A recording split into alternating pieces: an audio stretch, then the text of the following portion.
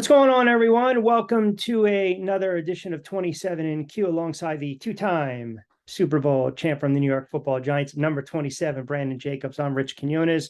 As always, don't forget to follow us on social media, on Twitter at Brandon Jacobs 27, Rich Q on Q. B, what's going on, pal?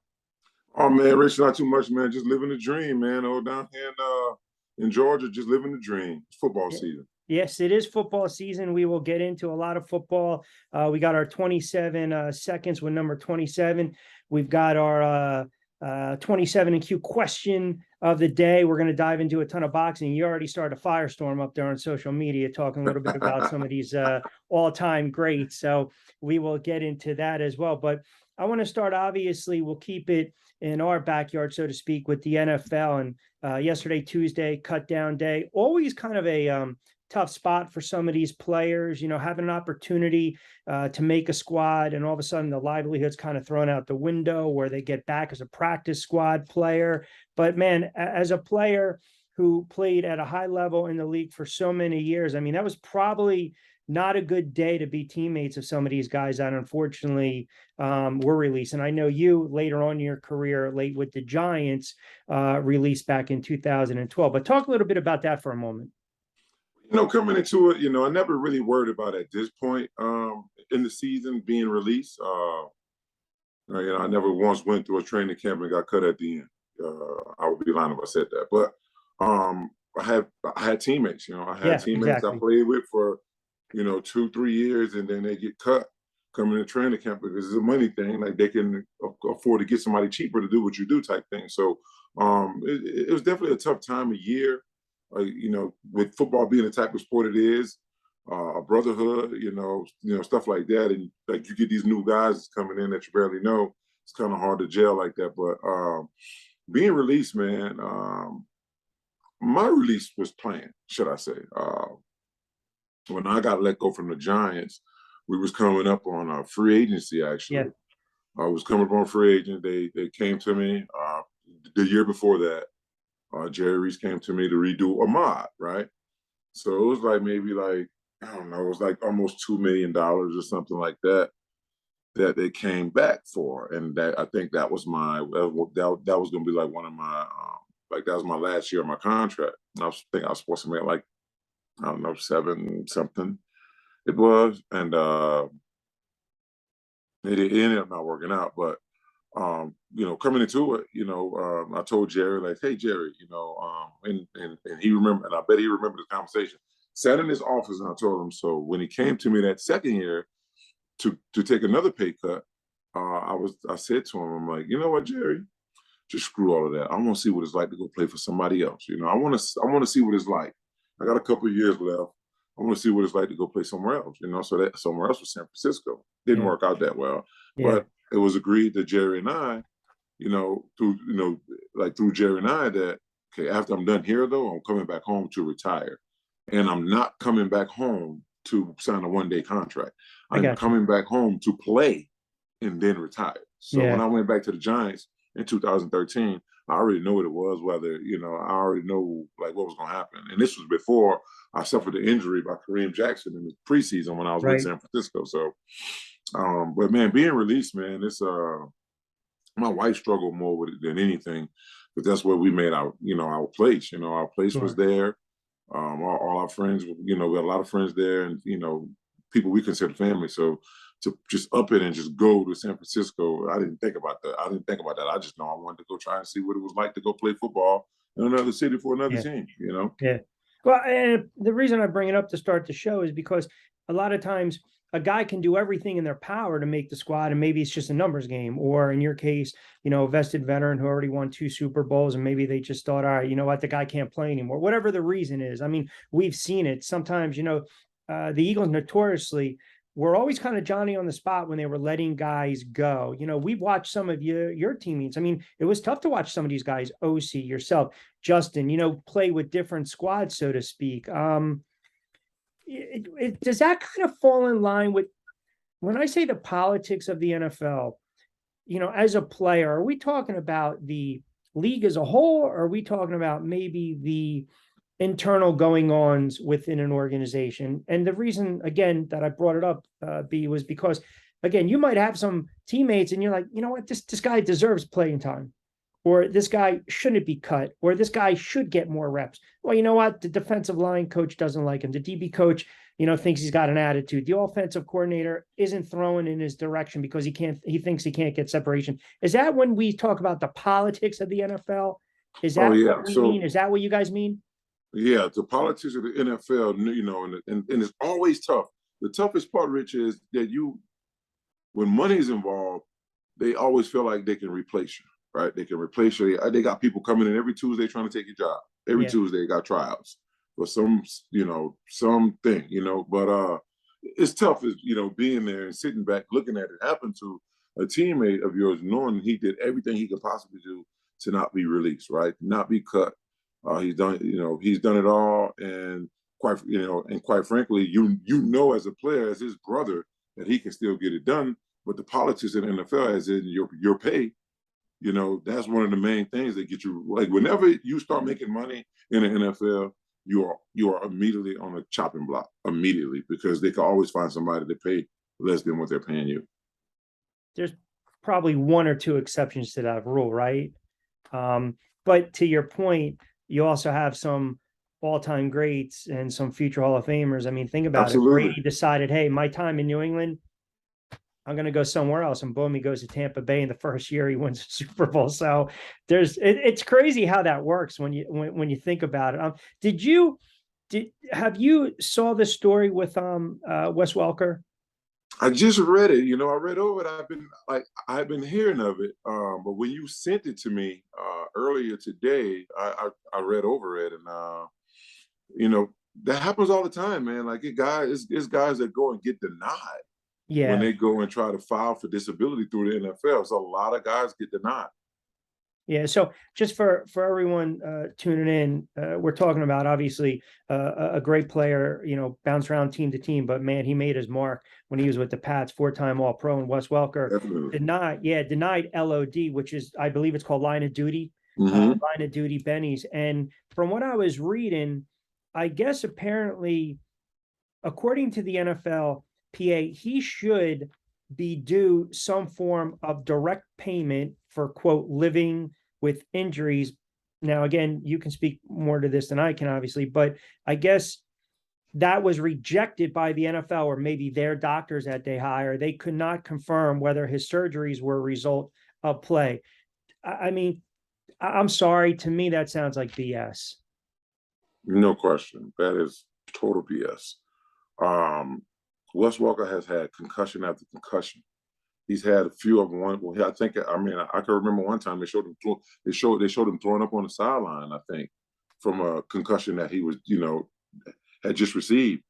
Definitely he deserves it. I'm not saying, they're not going to just throw money around, though. They're not going to they're going to make you like, I hear guys tell me some of the craziest stories that they go in the courtroom to get this disability of some sort, and things that they have to do to get it.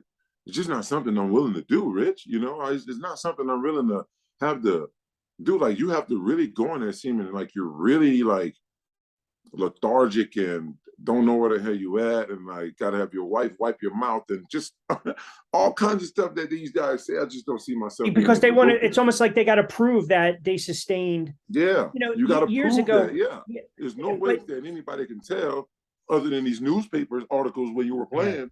They got that, but how deep do they actually look into that? How deep do they actually go? And it's crazy. It's two different types of disabilities that you have. You have in line of duty, and then you have total and permanent. Total and permanent is a thing that people go into these courtrooms and walking with canes and like hearing aids, and like I'm talking about, they go to the extreme to be able to be accepted. And I don't think we should have to do that as players that's putting all of our blood, sweat, and tears into this game that made a lot of people tons of money, include myself. But I think we shouldn't have to go through all that to receive some sort of disability. How many do you have to play X amount of years to get a pension in the NFL? Yeah, so it's 3 years and 3 games into your 4th year, from what I can understand. That's the way I understand it when Michael and everybody was explaining it. Tiki and them, they was explaining it to me. Like, you get past your rookie year, and you feel like you've arrived, and you've only gotten the right to now sit in the 401k meeting after you get past 1 year, right? So that's what you earn, but you're not vested until you get that third year, and then in a 4 games into your fourth season. That's crazy, man. Yeah, it's crazy. So that's when you're vested. But when you do, when you are vested, those years count along. Like, I have 9 years. Like, I have 9 years in me, which I got 6 years. Or I got 6 years in some, and 14 games under my belt. But they give me those prior 3 years as well. They give me those too. So I have 9 vested years in NFL. Got you. It's still it does speak to the hypocrisy, man, because when you had the gridiron greats, and I used to interview a lot of those guys years ago, those are the ones that paved the way for the players such as yourselves. And some of the stories you read, and then you start to get into the CTE issue, which is never a good thing. And then it was always highlighted too. Remember years ago on ESPN. I mean, when you watch the NFL shows, and you would watch Primetime, which was a classic, right, with Boomer and TJ, but the jacked up segment, right? It's almost like you're glorifying these big time hits, and then they stop going to it. Did you ever suffer a concussion in your career or in college? Did I ever sit out for one? No. Did you ever suffer one? Oh, I'm sure. Yeah. Man, yeah, not set out. Well, the way you ran, I don't know. No, we didn't do that when I played. Well, you got a concussion, you got your ass back in there. You got your bell rung. You got back in the huddle, and by the time the ball is snapped, you understand where you are now. Oh, I'm here. Let's go. Yeah. So that's what it is. I still remember playing against the New York Jets when we won the Super Bowl in 2012, like that year, that 2011 Christmas Day, season. Christmas game. We played the Jets at MetLife, and myself and Bart Scott had a collision, right? Had a collision, and I was dizzy as all get. I got up off the ground, like they picked me up off the ground. I'll never forget, they picked me up off the ground and walked me back to the huddle, but I still didn't really know where I was, and I was getting the ball again the very next play. I was getting the ball again, and I didn't go to the sideline. And like after that second play, I was back. I was good. I was seeing, singles now. I wasn't no longer seeing doubles. Right. I was no longer hearing anything. So I heard, the game. So then it wasn't pulling you out. It wasn't telling you got to sit for 2 weeks. They were just now getting into that as I was on my way out. Yeah. And remember too, right? It was always he got his bell rung. Got his bell rung. Oh, right? He got his bell rung on that. Oh, look, he's dizzy. He's good. Look, he went to the wrong sideline, right? Yeah. Do you like how the NFL handled that now? Present day, you get hit, they got to make that judgment. And we've seen quarterbacks get hit, and all of a sudden you're like, get this guy off the field. Running backs, DBs, it's about protecting the players and whatnot. But then you go under the tent, you have to go through the protocol, so to speak. I mean, it's tough because as fans or in media, when you're watching these games, you can't really distinguish. I don't think it's not fair for us to sit there and say, that guy, he just got cracked, man. He's all right. Like, we don't know. Yeah, it's really unfair for a lot of people to make those assumptions that a guy's okay when he's stretched out on the field for 10 minutes and they got to unscrew his face mask to get his helmet off because he's knocked out. And, it was a whole bunch of, different things, but I do think, like today's game, I do think it's a tad bit softer. I do believe that there's not a lot of physicality going on out there. And I do think the rules that they've implemented on safety in the NFL against some of the, some of the defenders out there. I mean, I do think that's like some of that's too much, even though there is a, high risk of injury out there. I mean, that's just the name of the game. Is a barbaric sport, and that's what it is. I mean, it's you have to have that type of mentality to be out there. Now, for them to create these rules and try to protect certain people and, certain positions and stuff like that. I think like when a guy catch a dig route coming across the middle and the guy cleans him up, he's only acting in the spur of the moment. He's trying to do his job. He's trying to keep that man from getting to the end zone. His intent wasn't to hurt him. It just ended up happening that way. I think that I don't think putting these rules are going to continue to stop those things from happening because guys play within the reaction of the game. Yeah. And to your point with the physicality of the game, I mean, I remember even going back to last year when Antonio Brown was on social media, and then when he took his shirt and jersey off, everyone was like, it goes back to the Vontaze Burfict hit. Man, you can't say that. You can say it, but how you back it up, right? Like Absolutely. yeah, it's again, it just goes to what we kind of talk about from time to time, the hypocrisy. And you mentioned like the politics of the game, so to speak. I mean, I'm sure there were probably points in your career, and I'm sure there's so many stories you can tell where maybe even you thought, hey, you know what? I should be getting the rock more. I should be carrying the ball more. I shouldn't be a primarily a short yardage third down back, or why aren't they giving this guy more carries, or why are we opening up? But I don't know if that goes to coaching scheme, or I've heard from former players that, you know what, if a player or coach doesn't like a guy, man, sometimes they can ice him out. Now, is I see you're almost squinting and smiling. How much is that accurate to say? Yeah, it was. Well, okay, myself, I was a team player, right?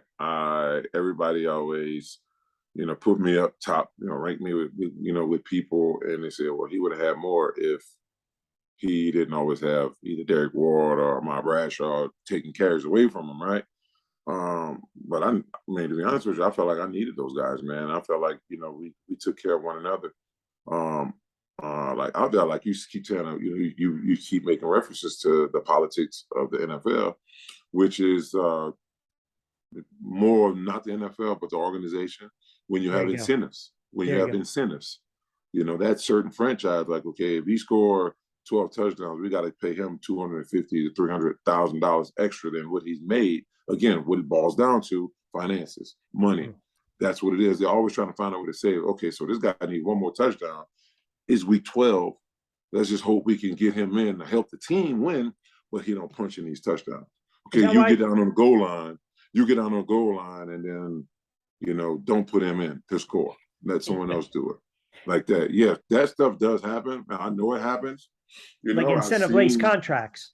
Yeah, I mean, like that's what it is. I can't say that it's ever happened to me Yeah. because when I was on cusp of getting my incentives, I got them. It was like it was going to be kind of blatant if you got a 260-pound running back on the sideline and it's first down and goal on the 2-yard line, and you run 3 plays, don't get in and not put them in one time. Everybody's going to be able to tell is incentive based. Well, memo to Pete Carroll because Yeah, right, right. But so I'll say this to say that though. Now you say that.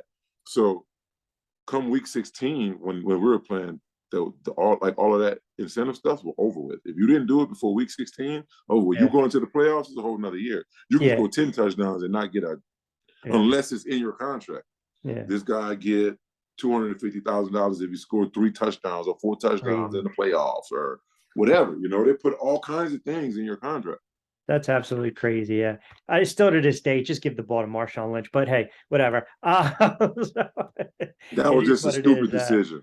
What's That was that? just a dumb decision. That was a stupid decision by whoever made the call. Yeah. You Yeah. know, I would imagine though, if you're on that sideline, man, how are you not barking? How are the emotions just like, you got to be kidding me, man? This is the guy that sprung us to this point, right? because they always say you to trust the coaches, so that's what we do. That's what we do. I mean, I don't see Eli changing the plate or anything crazy if they don't call what he think they should call. Yeah. Everybody they go to huddle, they go ready break and they perform what's asked of them in that certain play.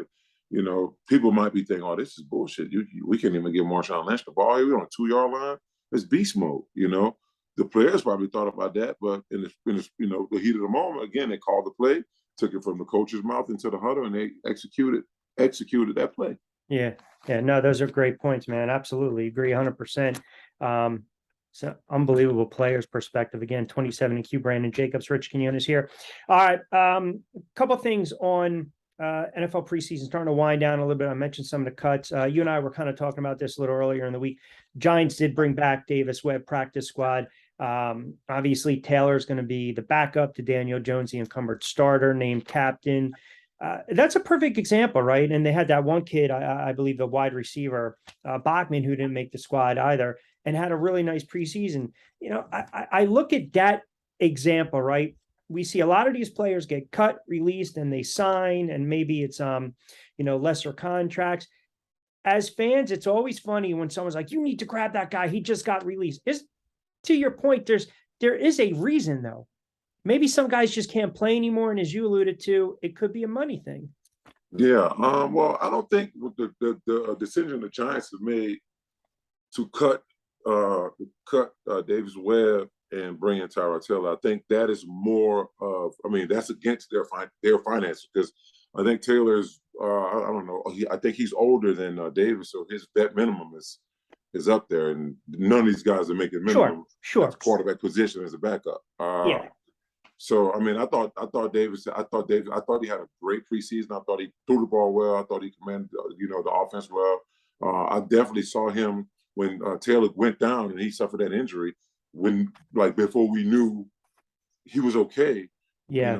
A lot of us actually went into the actual fans of the team that went into. I think we'll be okay. We have Davis Webb. I think he's done pretty good. We were pretty comfortable with him backing up Daniel Jones. Blah blah blah. But I think people rather have Tyrod Taylor being that backup toward Daniel Jones because he brings something different to the table that Jones doesn't do. Yeah. Fair enough. All right. Switch gears a little bit, and I know we'll talk more about the upcoming season next week because we're right around kickoff time, but we got to get in our wheelhouse. See, I know he's getting ready. He's getting ready. There it is. We talk a little boxing with Be a Little Sweet Science. All right. So you threw it out on social, Miguel Cotto, who, for my estimation, is one of the all-time greats. And I would say, I think top 5 Puerto Rican fighters of all time. You threw it out there if you think he's a top 20 all time. So I'll give you the floor. What's your thought about Cotto, his body of work, and his resume? Well, I could sit and talk to you all day about Miguel Cotto. I'm a big fan of his. The guy went from lightweight, and won a belt. He came up through the ranks. He fought all kinds of different. He fought guys in their prime. He's fought where I think is in one of the top. One of the best. Eras in boxing. He fought everybody. Yeah. He fought everybody from 40 to 60. And yeah, it was some fights he had that he lost. Austin Trout. Guys like that. That I'm like, okay, that might be. And I went to thinking about that like right before I called him. Like, I put him up there, but I went through. He had 6 losses. Yep. And Austin Trout is one of them. Who's a great fighter, by the way, but we will never consider him being the top 50 fighter. Saddam Ali, no. But then I can equate it to Sugar Ray losing to Terry Norris, right? Kind of late in the career. Margarito, we can get into that, and he lost to Manny and Floyd. Right. So and Canelo, there's your 6. And Canelo, he fought Canelo. I thought the guy, like I said, I thought he did he fought. He lost to Pacquiao. He lost to Pacquiao as well. Got knocked out. I think he has good. I think he has a good enough resume to now have he didn't beat those guys. It's some of the top guys that he didn't beat. He beat Zab Judah, knocked him out in Madison Square Garden with a Puerto Rican weekend. But I just like his fighting style. He's able to adjust certain fighters, kind of slow fights down, and I just like the way he came up and fought everybody, man. And that's why I put him up there, in the top. And I like those guys that they fought in those eras now. So you mentioned 140, 147, 154, 160, 41-6, 33 knockouts. If you kind of look at the who's who, Judah, Mosley, fought Clottey, Pack, light middleweight, just at a glance, right? Mayweather, Margarito, Mayorga. And let's go back, right? The fight against Antonio Margarito back in 2008, think about that.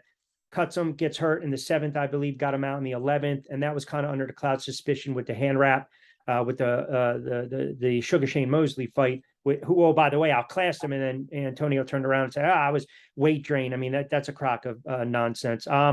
Only Puerto Rican male fighter to win world championships in 4 different divisions, right? I mean, Amanda Serrano, who's an all-time great female fighter, Puerto Rican fighter, 9 titles over 7 divisions. We talked about who he lost to, but man, I love the fact that, dedicated to the craft, as tough as they come, never back down. The way he fought was almost like a come forward, almost like a Mexican style fighter. And he's a Puerto Rican fighter, right? Yeah. Talk about those body shots, love to bang, but never not took a fight, if that makes sense, right? Never kind of ducked anyone. But man, if I'm okay with saying top 3 all-time Puerto Rican fighters: Carlos Ortiz, Wilfredo Benitez, Wilfredo Gomez.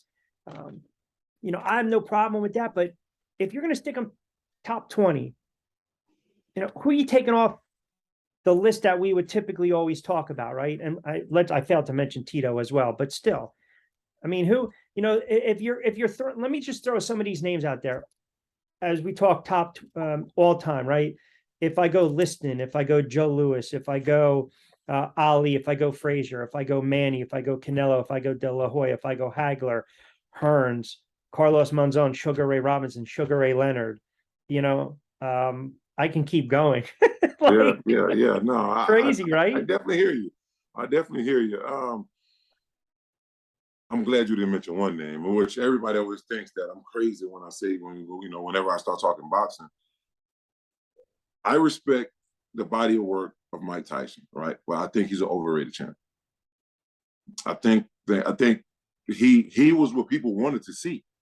So people. Well, because he was knocking everyone out. It was the fear. Yeah, he was knocking everybody out. He won the fight out before he entered the ring. Right. He's already won the fight. Now, mind you, it was fun to watch, which is why Mike Tyson gets the nod from a lot of casual boxing fans, right? Right. He gets that nod. And I used to like to sit down and watch Mike Tyson. I could go watch a Mike Tyson fight right now and be so entertained, right? But when we start talking about boxing, and I always tell people this, like, the minute he gets someone in the ring that's not going to stand toe-to-toe with him and try to trade blows, he loses. He's never beaten a peer boxer in his career. He's never done that. Everybody he's lost to were peer boxers with good jabs, nice footwork, and there was going to be in and out. Pick and choose when to trade punches. Kind of dictate the fight every time against a guy like Mike Tyson. I mean, you go back to the Buster Douglas fight, right? I mean, that was his night. It just happened to be his night in Tokyo, and he got Tyson on a bad night. And there's all these stories about the training and the leading up, and not taking the fight as serious. But it was never the same fight, right? I mean, that's the one beauty, and I guess the just this sadness of boxing, right? Because you can be here, you can get knocked on your ass, and then are you going to come back and be that same fighter, or are you going to be a shell of yourself? And that's something, you're right, we can go on and on and on about that. I mean, you sent me that list, and we'll talk about this next week. But man, let me just give you some of these stats right here. So Wilfredo Gomez, all-time great, super bantamweight, had a draw in his first fight, won his next 32, all by stoppage. And then, of course, Wilfredo Benitez, one of my favorites, 17 years old, wins a world title. Carlos Ortiz, lightweight, welterweight, back in the 60s, 62, 65, I believe, I think 67, 68, had a run, where he was champ. I mean, Tito, those are just a couple names as far as all-time great Puerto Rican fighters. So that's tough, man. You got to bump somebody off that list. You're right. No, I just, me myself, I'm a big fan of Cotto. And I like his body of work. I like, some of the stuff he's done. Now I'm gonna go back and watch all of these guys that you just named. I'm gonna go and watch all of them by the end of the night. I'll be to watch those fights. So I'll have a cleaner, I guess, opinion on Cotto. But I just like the way the guy fights, man. If you like defensive fighters, watch Wilfredo Benitez. I think he's one of the most underrated all-time greats ever. To me, he's one of the best, one of the greatest defensive fighters of all time. We talked about how Mayweather doesn't like to get touched, would move around and do what he has to do. And Tyson with his head movement. Also watch, if you get a chance, Dwight Cowie was unbelievable because he had great head movement for a guy that was pretty much a cruiser. I've seen. I remember I interviewed him years ago, and I asked him about his career, and he's like, yeah, someone actually joked and said I ate myself out of the cruiserweight division. So I know we're running a little tight. We got a couple more minutes. So as we typically do, we got to get in our 27 seconds with number 27, which basically we got to turn around and we got to get our questions, which are basically, we just fire these suckers off at will, man. We're going to get more social media engagement. But you know what? We got a couple minutes. So let me pull up what a couple guys were tweeting at us. regarding just get your thoughts on this. So Ron Katz mentioned add Pedro Martinez, Jesse Torres, Edward Rosario, Hector Camacho. Puerto Rico, like Mexico, is such a rich tradition of outstanding fighters. If you put a gun to my head, I say Carlos Ortiz was the best ever, with Benitez a close second. Then a very good middleweight down in DC, Damon Nicholson tweeted at us. Easy to say he's top 20. Also, not many fighters wanted to fight him in his prime. So there was some really good dialogue with that. And then David Lopez tweeted at us, I love Cotto, but nah, I have him as the 5th best Puerto Rican fighter ever. So listen, that's the beauty of it, right? I mean, it's your classic barroom talk. Oh, yeah. When you're talking about it, and it can go on and on and on. All right. 27 seconds with number 27. These are just random questions we fire off at the big man, see how he handles them. Well, number one, you already answered it. Best backup right now for the Giants, Webb or Tyron Taylor? Say best backup? Best backup right now for the Giants. Webb or Taylor, which we already know the answer to. Yes, absolutely. Taylor. Yeah, we got that one. Yeah, these are random. Amazon Prime, Netflix, On Demand, Apple TV, or none? Netflix. You got a show on Netflix you binge? Well, right now at this time, no, I don't have anything. The last thing I watched was Queen of the South. Oh, El Jefe, are you kidding me? Teresa Mendoza? Yeah. Fantastic, yeah. Fantastic show. All right, favorite division in boxing? Favorite division in boxing, I would have to say welterweight is my favorite division in boxing, and I think I'm gonna go that, and then second being 140. All right. When you played with the Giants, describe New York traffic in one word. Not like Atlanta traffic. I'll put it like that. But it was horrendous. Running back you molded your game after? Eddie George. Underrated running back right now in the NFL. Who do you think is the most underrated back right now in the NFL?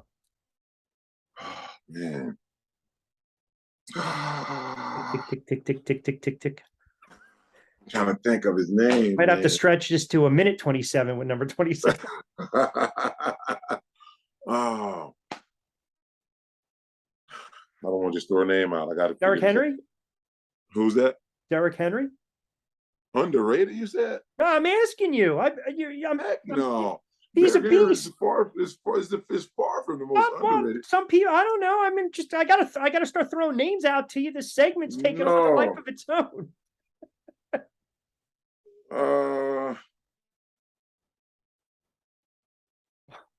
I can't. Boy from Arizona. It's a running back, not a now I'm drawing a blank too.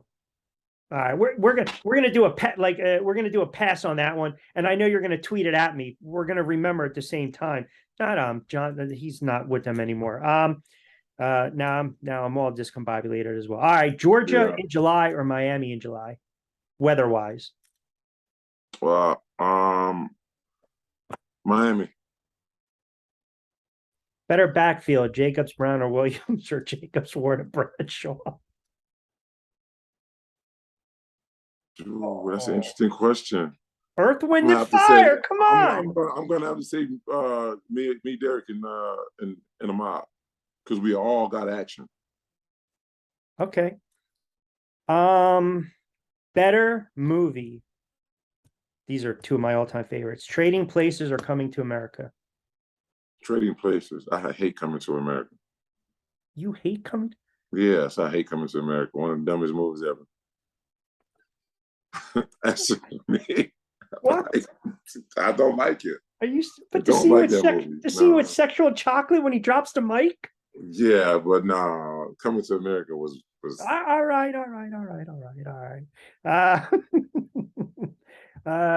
Last one for you. Oh, by the way, you thinking of James Conner? Yes, James Conner. That's who it is. He the boy's good, man. The boy can play. All right, last one, because now it's a minute 27 with 27. You want to walk back your comments on Tyson Fury, the best heavyweight of all time? No, I'm not.